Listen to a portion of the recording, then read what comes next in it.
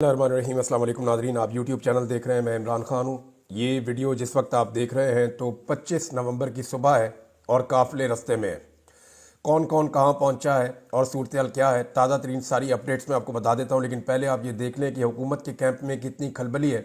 सारी रात कोई सो नहीं पाया और बहुत ज़्यादा परेशानी है। जो हुकूमती लोग हैं या हुकूमती जमातों से जिनका ताल्लुक़ है, वो लोग इवन हमसे रब्ता करके पूछ रहे हैं कि आपको क्या लगता है कि पाकिस्तान तहरीक इंसाफ की हिकमत अमली क्या है। यानी उनके पास अब कोई क्लू नहीं है, उन्हें समझ नहीं आ रही कि निपटना कैसे है या अब करना क्या है। क्योंकि इतनी बड़ी पॉलिटिकल मूवमेंट पूरे पाकिस्तान के अंदर, लीडरलेस मूवमेंट, जहां लीडर जेल में मौजूद है और पूरा पाकिस्तान निकला उसके लिए, ये पाकिस्तान के सियासी लोगों ने पहले विटनेस नहीं की। और ये तो किसी का ख्वाब ही हो सकता है कि उसको इतनी बड़ी मकबूलियत मिले। हुकूमत की बौखलाहट का अंदाज़ा आप वज़ीर दाखिला के एक स्टेटमेंट से लगा सकते हैं। मोहसिन नकवी का स्टेटमेंट है कि आज़ाद कश्मीर का कोई शहरी आईनी पाकिस्तानी शहरी नहीं है। इसका किसी इंतशार में शामिल होना, दहशतगर्दी में शामिल होना है। ये इतना बड़ा ब्लंडर किया है ना कि पाकिस्तान का 70 साल का नैरेटिव उड़ा के रख दिया इस शख्स ने। कायद-ए-आज़म मोहम्मद अली जिन्ना ने फरमाया था कि कश्मीर पाकिस्तान की शारग है। ये उस नैरेटिव को उड़ा दिया। कल को अगर कश्मीरी ये कहते हैं कि जनाब आप फिर यहाँ पे नौकरियाँ करने क्यों आते हैं, यहाँ पे आके आप हमारे एडमिनिस्ट्रेटिव मामलात को क्यों छेड़ते हैं, अगर हम पाकिस्तान नहीं, वो भी बेशुमार चीज़ें कह सकते हैं। वजीर दाखिला को ऐसा इररिस्पॉन्सिबल स्टेटमेंट देने से पहले 10 दफ़ा सोचना चाहिए था। और अगर उन्होंने ये स्टेटमेंट दे दिया है तो इस पर रुजू करके उनको माफ़ी मांगनी चाहिए। बुखलाहट बहुत ज़्यादा है, हुकूमत बहुत परेशान है। जितनी रुकावटें उन्होंने खड़ी की हैं, जितनी फोर्सेज उन्होंने लगाई हैं, उनके हाथ से गेम निकल रहा है। कौन कहाँ पहुँचा, ये बताने से पहले मैं आपको ये बता दूँ कि ओवरसीज़ पाकिस्तानियों ने जो तारीख रकम की है उसमें कनाडा और अमेरिका के शहरियों ने भी अपना हिस्सा डाल दिया है। इससे पहले ऑस्ट्रेलिया ने, न्यूजीलैंड ने, जापान में, और जब आप जाते हैं यानी यूरोप की तरफ तो यूरोप के तकरीबन तमाम ममालिक ने। लेकिन जो बड़े एहतजाज हुए मैं उनके नाम ले लेता हूँ। बरतानिया में 10 डाउनिंग स्ट्रीट पे एक नया रिकॉर्ड बना एहतजाज का, बहुत बड़ा एहतजाज था। उसके अलावा एक एहतजाज स्पेन में हुआ है, बार्सिलोना में बहुत बड़ा एहतजाज था। फिर जो एहतजाज किया गया ब्रसल्स में, फिर जो एहतजाज इटली में हुआ है, यानी इटली वाले एहतजाज का तो ऐसा लगता है कि सारे रिकॉर्ड उसने तोड़ दिए हैं। यूनान में एक बहुत बड़ा एहतजाज हुआ है, फ्रांस में बहुत बड़ा एहतजाज हुआ है, बेल्जियम में बड़ा एहतजाज हुआ है, नॉर्वे में बहुत बड़ा एहतजाज हुआ है। तो पूरा का पूरा यूरोप जो है वो वहां से एहतजाज के विजुअल्स भी आ रहे हैं, खबरें भी आ रही हैं। कमाल कर दिया पाकिस्तानियों ने। डोनाल्ड ट्रंप के घर के बाहर एहतजाज किया था पहले, और वहां पे इंफॉर्मेशन शेयरिंग भी की थी उनके साथ। और डोनाल्ड ट्रंप के साथ भी और मौजूदा जो बाइडन एडमिनिस्ट्रेशन के साथ भी पाकिस्तानी ओवरसीज राब्ते में है, और वो उनके साथ कंटिन्यूसली चीज़ें शेयर कर रहे हैं। दूसरी जानिब वाशिंगटन डीसी में, यहाँ पाकिस्तान तहरीक इंसाफ जो है उसका असर रसूख उतना ज़्यादा नहीं था, ये मानने वाली बात है। और ऐसा पहले भी हो चुका है कि वहाँ कंट्रोल कर लिया जाता है। वजह यह है कि वहाँ पे जो पाकिस्तानी एम्बेसी है उसका बहुत असर रसूख है, वहाँ पे पाकिस्तानी इंटेलिजेंस एजेंसियों का भी असर रसूख है। और वहाँ के जो ओवरसीज़ हैं वहाँ अक्सर हम देखते हैं कि वो चीज़ नहीं हो पाती। लेकिन वहाँ पे भी बहुत बड़ा एहतजाज हो गया डीसी के अंदर, और बड़ा तगड़ा एहतजाज हुआ है। लेकिन अमेरिका का जो सबसे बड़ा एहतजाज हुआ वो न्यूयॉर्क टाइम्स स्क्वायर में हुआ। यहाँ पे पाकिस्तान तहरीक इंसाफ ने झंडे गाड़ दिए, बहुत बड़ी तादाद में पाकिस्तानी निकले। तो ये जो ओवरसीज पाकिस्तानियों ने किया है, ये पाकिस्तान तहरीक इंसाफ के लिए और आम पाकिस्तानियों के लिए ताज़ा हवा का झोंका है। ओवरसीज पाकिस्तानी जिन्हें वोट का हक नहीं मिलता, लेकिन वो पाकिस्तान का हक अदा कर रहे हैं कि पाकिस्तानियों को जो पाकिस्तान में रहते हैं, हमने रूल ऑफ लॉ लेकर देना है, जमहूरियत लेकर देनी है, आज़ादी इज़हार राय लेकर देनी है। हमने उनको उनके बुनियादी इंसानी हुकूक लेकर देने हैं। जुल्म, जबर और फस्तायत हमने पाकिस्तान से, फाशिज्म ख़त्म करवाना है। तो ये जनाब ओवरसीज पाकिस्तानी झंडे गाड़ रहे हैं पूरी दुनिया में और पाकिस्तान के हक में एक तहरीक चला रहे हैं। इसके अलावा जो ओवरसीज पाकिस्तानियों में, मैं एक वाक़या भी आपको बता देता हूँ। जब बार्सिलोना में आज से 1 महीना पहले पाकिस्तानियों ने एहतजाज किया तो शहबाज गिल वहाँ पे गए हुए थे। तो शहबाज गिल साहब को मिलने के लिए कुछ इंटेलिजेंस के उनके बंदे आ गए होटल में। अब यानी इस तरह बंदा अगर हो तो उसको परेशानी तो हो जाती है कि ये क्या हो रहा है। तो शहबाज गिल ने जब उनसे बात की तो उन्होंने कहा जी हम जानने आए हैं कि आप कौन हैं और ये इतने बंदे आपने कैसे निकाल लिए, इतने लोग कैसे एहतजाज करने के लिए यहाँ पे स्पेन में निकल आए। तो शहबाज गिल ने उनको सारी स्टोरी बताई। उन्होंने वो इंटेलिजेंस रिपोर्ट जो है वो अपनी हुकूमत को भेजी। उनकी जो वजारत खारजा है उन्होंने शहबाज गिल साहब को बुलवाया। शहबाज गिल साहब से उन्होंने मैड्रिड में मुलाकात की। तो जब शहबाज गिल साहब ने उन्हें सारी चीज़ें बताई तो उन्होंने कहा आपको हमें आगाह करना चाहिए इन चीज़ों के बारे में, इतना सेंटिमेंट है ओवरसीज पाकिस्तानियों का तो हमें पता होना चाहिए था। तो इन्होंने कहा जी कि आप हमारा साथ दें। उन्होंने कहा ठीक है, आप दोबारा एहतजाज की कॉल दें, हम आपका साथ देंगे और इस मरतबा आप एहतजाज करें मैड्रिड में। तो थोड़े दिनों के बाद आप ये देखेंगे कि दिसंबर या जनवरी में मैड्रिड में एक बहुत बड़ा एहतजाज पाकिस्तान तहरीक इंसाफ करने जा रही है, अगर उसकी नौबत रही। लेकिन उससे पहले ही ऐसा लगता है कि हालात किसी और सिमत में चले जाएंगे। बैन अवी मीडिया ने इसकी बहुत कवरेज की है, जो कुछ पाकिस्तान में हुआ, पाकिस्तान में क्या हुआ अब तक, कौन कौन कहां कहां पहुंचा, किसने जिम्मेदारी अदा की और कौन लोग नाकाम रहे, ये सारी चीजें मैं आपको अब अगले 5-10 मिनट में बता दूंगा। एक तो आप ये देख लें कि अल जजीरा ने इसकी कवरेज की है, बीबीसी ने की है, CNN ने की है, तमाम जो आलमी मीडिया है उसने इसकी भरपूर कवरेज की है, तुर्किश मीडिया ने की है, इसको जो है वो जो मीडिया है इसका रशिया का, रशियन मीडिया ने इसकी कवरेज की है, अरब मीडिया ने इसकी कवरेज की है, यूरोपियन मीडिया ने इसकी कवरेज की है, अमेरिकन मीडिया ने इसकी कवरेज की है। तो पूरी दुनिया के दर्जनों जरीदों ने, दर्जनों वेबसाइट्स ने, सोशल मीडिया के ऊपर तो इसकी बड़ी ह्यूज किस्म की एक कवरेज हो रही है। लेकिन जितने भी रवायती मीडिया है, आलमी मीडिया, उसने इसकी भरपूर कवरेज की है सारी चीज की। अमेरिकन मीडिया के मुताबिक और कुछ आलमी मीडिया की रिपोर्टों के मुताबिक अब तक सिर्फ पंजाब के अंदर जो लोग गिरफ्तार हुए हैं उनकी तादाद 4000 से ज्यादा है। यानी पंजाब में मरियम नवाज की हुकूमत ने फस्तायत की इंतहा करते हुए 4000 से ज्यादा लोगों को गिरफ्तार कर लिया है। अब पंजाब की सूरत हाल पे पहले बात करते हैं और खैबर पख्तूनख्वा की सूरत हाल पे बाद में बात करते हैं। रावलपिंडी और इस्लामाबाद को आप नजरअंदाज नहीं कर सकते। वहां के लोगों ने पहले तो सारा दिन थकाया पुलिस को, दौड़ें लगवाई, आंसू गैस की शेलिंग होती रही और बदतरीन शेलिंग रावलपिंडी की तारीख की पहली मरतबा बहुत सारे लोगों ने मुझे बताया कि हमने देखी है। लोगों के घरों के अंदर भी शेल मारे पुलिस ने, आबादियों के अंदर शेल मारे पुलिस ने कि लोग अपने घरों में भी ना रह सके, ये इलाका ही छोड़ के लोग चले गए। जंग तक किया गया वहां पे, लेकिन लोगों ने बड़ा मुकाबला किया, बार बार निकल कर आते थे, मुकाबला करते थे और फिर रात लेट नाइट लोग वापस चले गए। लोगों को ये पता है कि अभी हमने कल फिर निकलना है। ये टेस्ट मैच है, बल्कि टेस्ट मैच नहीं है, एक टेस्ट सीरीज है जो अभी चल रही है। ये T20 नहीं है। इन्होंने इमरान खान को लेकर जाना है और ये इसी नीयत के साथ आ रहे हैं। मैं आपको बताता हूं, पहले जो पंजाब के लोग हैं जिन्होंने बड़ा कारनामा किया, जिनके काफिले अभी चल रहे हैं या रस्ते में स्टे किया हुआ है और ये लोग आगे बढ़ते चले जाएंगे, इन्होंने बड़ी बड़ी रुकावटें अबूर की हैं। तो इनमें एक ओन अब्बास बप्पी, ये एक बड़े काफिले की क़यादत कर रहे हैं जनूबी पंजाब से और ये अपने काफिले को लीड कर रहे हैं। ये मिड वे में है और ये काफिला लेकर पहुंचेंगे, एक आधा दिन इनको और लग जाएगा। तो ये काफिला अभी तक पुलिस के काबू नहीं आया। वजह यह है इसमें लोगों की तादाद ज्यादा है, तो जब पुलिस से इनका आमना सामना होता है तो ये पुलिस को खुदेड़ देते हैं। लिहाजा ओन अब्बास बप्पी का एक काफिला रस्ते में। हामिद रजा काजमी साहब, इनका जो काफिला है वो भी बड़ा तगड़ा है, वो भी रस्ते में है। कुछ काफिले जनूबी पंजाब से पहुंचे हैं सरगोदा में और सरगोदा में रात गुजारने के बाद वो वहां से निकलेंगे। नईम हैदर पंजूथा साहब, इनका काफिला जो है वो भी रस्ते में है।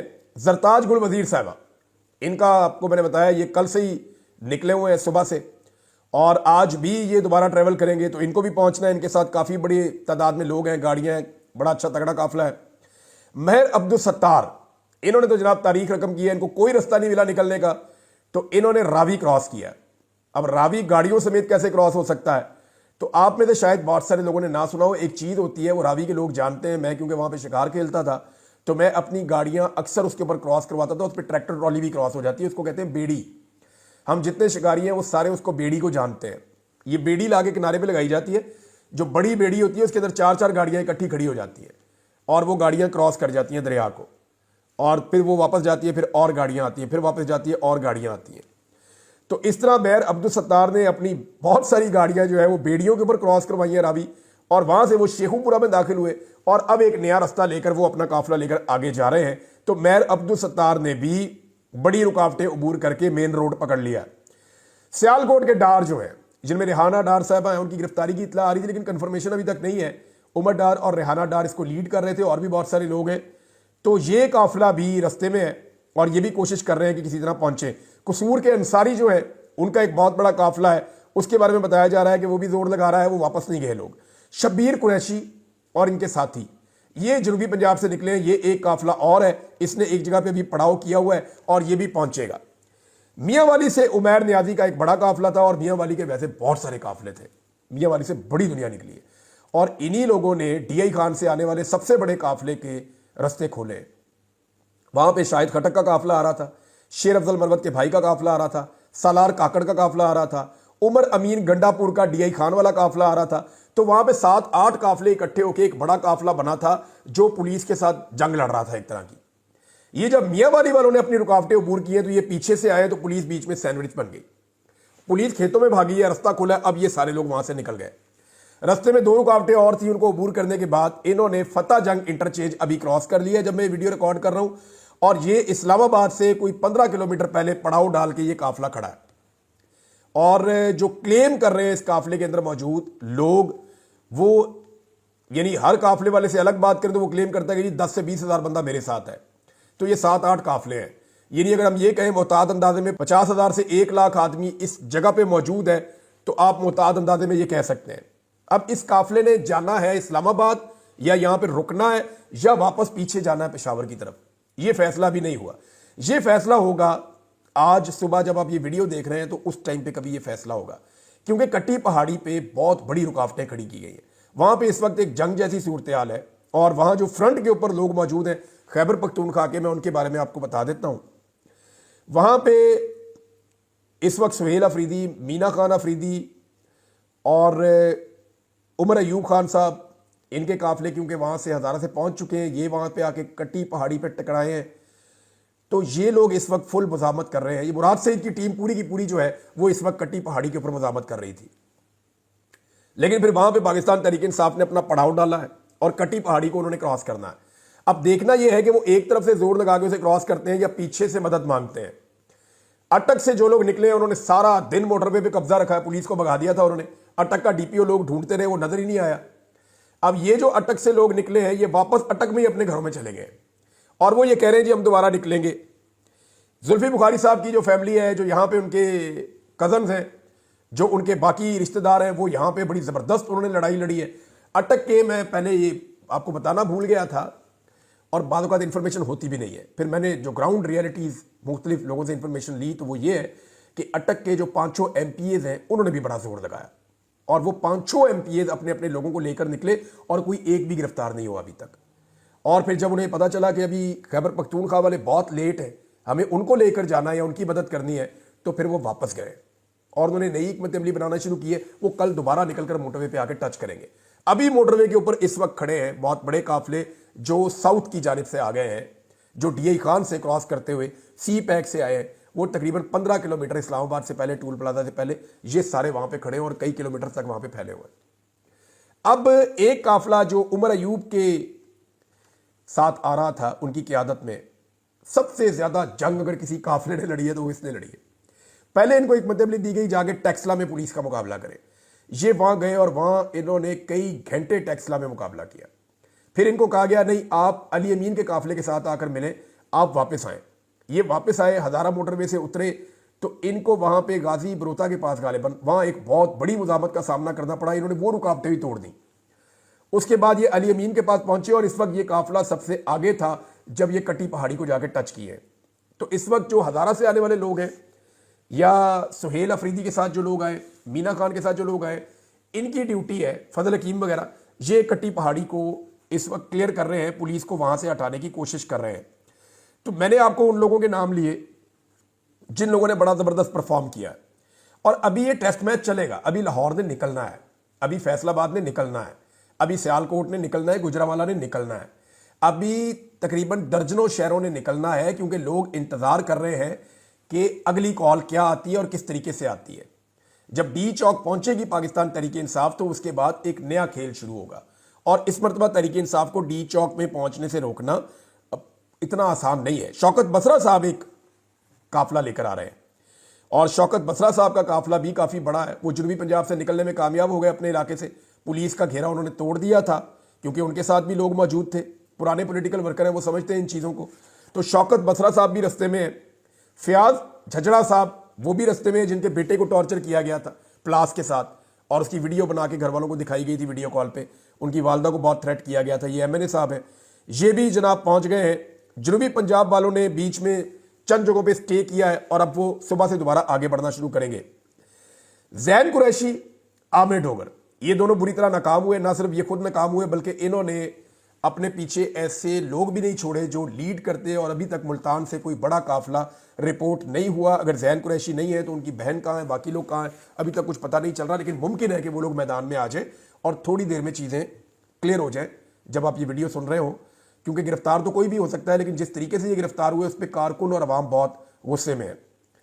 बीसियों नाजरीन ऐसे गुमनाम हीरोज हैं जिनके अभी नाम इसलिए नहीं ले रहे हमने बल्कि आपस में हम डिस्कस कर रहे थे नामों का, तो हमने ये फैसला किया कि अभी उनके नाम नहीं लेंगे क्योंकि सारा टारगेट उनको किया जाएगा। और ये गुमनाम हीरोज ने कमाल किया। लेकिन एक आदमी का मैं नाम लेना चाहूंगा। इस आदमी का पाकिस्तान तहरीक इंसाफ से ताल्लुक कोई नहीं है, ये एक इनकलाबी शायर है सिर्फ। और ये शख्स जो है ये सिर्फ पाकिस्तान की खातिर निकला हुआ है, ना इसका कोई फायदा है ना इसका कोई मफाद है। ये सिर्फ अपने मुल्क के फायदे के लिए निकला हुआ है, अपने जमीर की आवाज पे। ये निकलता है जहां पे लोग थकते हैं और हारने लगते हैं तो ये उनको शायरी सुनाता है और उनको अपने शेर सुना के उनका खून गरमाता है और उनको वापस मैदान में लेकर आता है। ये आदमी लगातार कई दिनों से लोगों को मोटिवेट कर रहा है, कभी बाजारों में, कभी दुकानों पे, कभी ढाबों पे, कभी चाय के अड्डों पे, हर जगह पे ये आदमी जाता है और लोगों से मिलता है। जितनी इसने कंपेन की है इस तहरीक के लिए उतनी शायद पाकिस्तान तहरीक इंसाफ के अच्छे खासे लोग नहीं कर पाए। इसका नाम है अहमद फरहाद। अहमद फरहाद को मैंने हर जगह ग्राउंड पे देखा, हर जगह तकलीफ वाली जगहों पे देखा, लोगों को रेस्क्यू करते हुए देखा, लोगों को मदद करते हुए देखा, लोगों को शायरी सुनाते हुए देखा और लोगों के साथ कंधे से कंधा मिलाकर खड़े हुए देखा। तो अहमद फरहाद का नाम अगर ना लिया जाए तो बहुत बड़ी ज्यादती है। लेकिन एक बात बड़ी क्लियर है कि मुराद सईद का जो असर है और मुराद सईद का जो एक अपना पार्टी के अंदर पूरा एक ग्रुप है नौजवानों का, वो आज भी मुझे ऐसा महसूस हुआ कि खैबर पख्तूनख्वा से आने वाले लोगों में सबसे ज्यादा एक्टिव वही लोग हैं।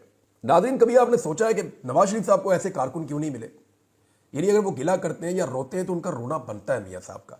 उनका कारकुन आराम मांगता है, खाना मांगता है, चीज़ें मांगता है, पैसे मांगता है, फ़ायदे मांगता है, लेकिन मियाँ साहब के लिए ऐसी कुर्बानी नहीं देता। आप अंदाज़ा करें ना, अभी 24 घंटे हो गए लोगों को अपने घरों से निकले हुए, आंसू गैस के शल भी खा रहे हैं, खाना भी ठीक तरीके से नहीं मिला, नींद भी पूरी नहीं हो रही, फिर भी वो घर नहीं जा रहे। वो पाकिस्तान की आवाज़ बने हुए और पाकिस्तान के लिए लड़ रहे हैं। ये जो 24 करोड़ पाकिस्तानियों का मुकदमा है वो ये लोग सड़कों के ऊपर खड़े होकर लड़ रहे हैं। ये लोग चंद लाख जरूर होंगे लेकिन ये पूरे पाकिस्तान का मुकदमा लड़ रहे हैं और पूरे पाकिस्तान से इकट्ठे होकर पहुंचे हैं। ओवरसीज का नाज़रीन मैं आपको बताना भूल गया कि कनाडा में भी बड़ा अच्छा एहतजाज हुआ है, बड़ा जोरदार तरीके से उनकी पार्लियामेंट के बाहर खड़े होकर ओवरसीज पाकिस्तानियों ने एहतजाज किया है। नाज़रीन, एक चीज और जो मैंने महसूस की है वो ये है कि नौजवान जब रुकावटें अबूर करते हैं तो वो आगे आगे भंगड़े डालते हैं। मैंने कुछ जर्नलिस्ट ने उनसे बात की, लड़कों से, मैंने कहा ये क्या हो रहा है? उन्होंने कहा इमरान भाई ये इमरान खान को लेने आ रहे हैं, इनकी पूरी पक्की नीयत है कि ये इमरान खान को छुड़वा के ले जाएंगे। मैंने कहा यार हाउ इज इट पॉसिबल? तो उसके कानूनी नुक्ते भी होंगे। उन्होंने कहा जी इनको कुछ पता नहीं है, ये इमरान खान को लेने आ रहे हैं, ये पुलिस को भगाते हैं, रास्ता खोलते हैं, आगे जाके भगड़े डालते हैं कि हम अपने लीडर के मजीद करीब पहुंच गए, हम इमरान खान को लेकर वापस जाएंगे। उनके दिमाग में ये चीज बैठी हुई है जो लोग आ रहे हैं। अच्छा, इमरान खान कैसे छूट सकते हैं इसका कानूनी रास्ता भी है, मैं आपको बताता हूं। 27 तारीख तक ये लोग पहुंचेंगे इस्लामाबाद में, 26 को या 27 तक पहुंचेंगे क्योंकि इसमें टाइम लगेगा। आज 25 है, हो सकता है आज और करीब पहुंचे, 26 को हो सकता है वो पहुंच जाए डी चौक में और 27 की सुबह इमरान खान साहब की रिहाई हो सकती है। इसलिए कि वो जो 8 केस जिनमें इमरान खान साहब की गिरफ्तारी डली हुई है, उन 8 केसेस की जो तारीख डली हुई है वो 27 तारीख है और वो लाहौर में लगा हुआ है केस। मुमकिन है वहां इमरान खान साहब को बेल मिले और इमरान खान साहब रिहा हो जाए, क्योंकि फिर एक ही केस रह जाएगा, वो रावलपिंडी वाला मुकदमा है और वो 26 तारीख को उसकी वहां पे समाअत है और मुमकिन है कि वहां पे इमरान खान साहब की बेल हो जाए या उस मुकदमे में मजीद रिमांड ना दिया जाए। तो इस तरह इमरान खान साहब बाहर भी आ सकते हैं। लेकिन अगर वो बाहर आए तो ये किसी दबाव या डील का नतीजा नहीं होगा, ये एक्चुअली दबाव लोगों ने डाला होगा इंसाफ के हुसूल के लिए, क्योंकि इमरान खान को अगर अभी छोड़ा गया तो ये ऐन इंसाफ का तकाजा होगा, क्योंकि आपने 1.5 साल अंदर रख के उस आदमी से आप कुछ नहीं निकाल सके। सारे झूठे और बोगस मुकदमे जो उसके ऊपर किए गए और पूरी दुनिया में इनके खिलाफ आवाज उठ रही है। तो नाज़रीन, ये अब तक की इतलात थी, मैंने आपके साथ शेयर की है, बाकी चीजें आपको दोपहर को बताते हैं। अब तक के लिए इतने, अपना ख्याल रखिए, अपने चैनल का भी। अल्लाह हाफ़िज़।